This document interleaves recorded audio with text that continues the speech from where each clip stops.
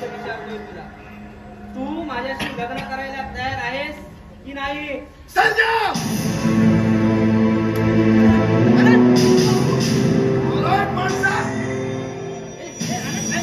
माझ्या दोस्ती करून हा डाव झाला का तुला? अरे तू माझा मित्र आहेस ना? देवाला नकोस, आता मी तुला काय ते सांगणार आहे. नंदा आज जा तू, नंदा आज जा बोललो ना. ए आनंद, काय बोलतोस ते? राव या आनंदला तू दुधखोळा समजू नकोस. नालायक माणसा, तुझा सगळा डाव लक्षात आलाय माझा. तू दोस्ती करण्याच्या लायकीचा माणूस नाही. अरे तुझ्यामुळे मी असा व्यसनी झालो, चांगल्या मित्रांना टोळून टाकलं. आज प्रत्यक्ष नंदाला तू लग्नाची मागणी घालतोस. अरे कोण समजतोस कोण तू स्वतःला? या गावच्या श्रीमंत पाटलाचा एकुलता एक लाडका चिरंजीव. अरे नंदाचं स्थळ मला तोला मनाचं वाटलं म्हणून काढला विषय लग्नाचा. आता अधिक बोलशील थोबाड फोडू नका. अरे तोला मोलाचं स्थळ. अरे कुठे तू आणि कुठे आमची नंदा? अरे तुझ्याबरोबर दोस्ती करून तुझी स्वभावाची चांगलीच ओळख झाली आहे मला. अरे अरे तुझ्याबरोबर लग्न करून ती चंद्रा भावी आणि तुझ्यापासून जन्माला त्याची मुलगी काय करेन? अनंत, अरे शेवटी कुठचा व्यसन नाही तुला. दारू आणि जुगार तर तुझ्या पाचवीला पुजलंय. जोर सांभाळून बोल अनंत. माझ्या खाजगी गोष्टीचा उहापोह करण्याची तुला काहीच आवश्यकता नाहीये. एवढी लाज वाटते ना? जातात त्या भाविनी सोबत सोकाने संसार कर. नंदासारख्या चांगल्या मुलीच्या जीवनाला कलंक लावण्याचा तू प्रयत्न कर नकोस. आणि तसा प्रयत्न केलास त्याचे हात दोष म्हणून तुझ्या खांद्यावर टाकले. अनंत, याच हाताने तुझा खून करेन आणि एक पापी माणूस या गावातून नष्ट करेन. हे बघ आनंद, आतापर्यंत मी तुझ्याशी दोस्तीच्या नात्याने वागलोय.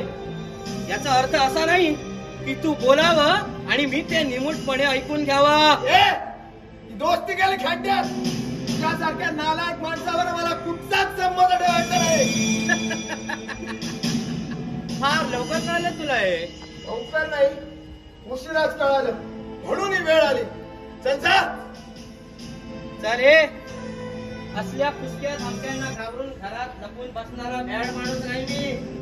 यापुढे माझा तुला सुद्धा इंगा दाखवीन ना, तरच नावाचा सर्जेराव.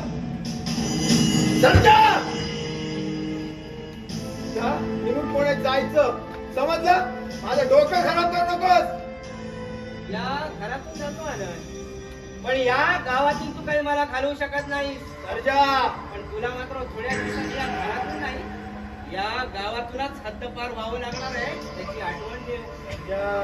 कारण तू या घरातला कुणी नाही आहेस आनंद. दादासाहेबांचा आश्रित, वाटल्यास दादांच्या रखेरीचा कार्टा समज.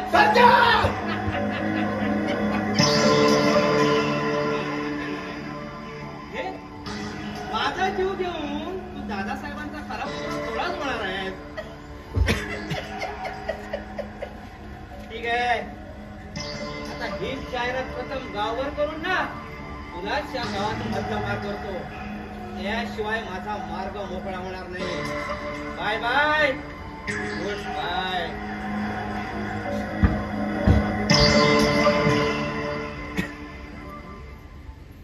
साहेबांच्या रकिलीचा कार्टा कोण? मी? हा आनंद? नाही नाही नाही. हा गोष्टीचा सोक्षमोक्ष झालंच पाहिजे. खरं सत्य जगासमोर आलंच पाहिजे. तर सारा गाव असणार, मला निंदा करणार, माझी एका विशिष्ट नजरेने पाहणार माझ्याकडे. आणि सगळ्यांच्या तोंडी एकच घोषवाक्य, दादासाहेबांच्या रखेलीचा कार्टा. नाही नाही. आज प्रथमच दादासाहेबांना इथं याचा सोक्षमोक्ष करणार आहे. दादासाहेब,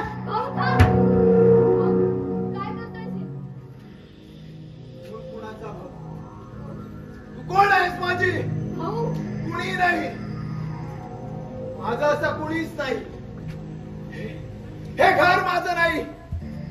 मी तुमचा भाऊ नाही. मी आहे दादासाहेबांच्या रखेलीचा कार्टा. कारण माझा जन्मदाता मरून गेलाय आणि तुमच्या जन्मदाताने मला वाढवलं, पण त्याचा मोबदला काय घेतला तर माझ्या आईचा शील.